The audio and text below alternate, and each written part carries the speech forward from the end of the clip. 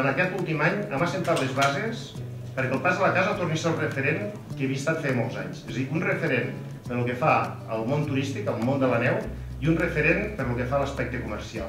Nosaltres entenem que si el Pas de la Casa volem que torni a ser aquest referent, hem d'unir sinèrcies. I hem d'unir sinèrcies al govern, al comú i en aquest cas SAEDEF.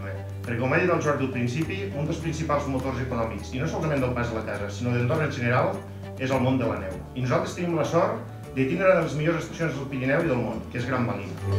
Durant aquests 4 anys ens ha costat, perquè veníem d'un històric on el soci majoritari de SAET abans no ens ha depositat la confiança. Hem estat 3 anys, però finalment ho hem aconseguit. I els fruits ja els han començat a veure aquest any.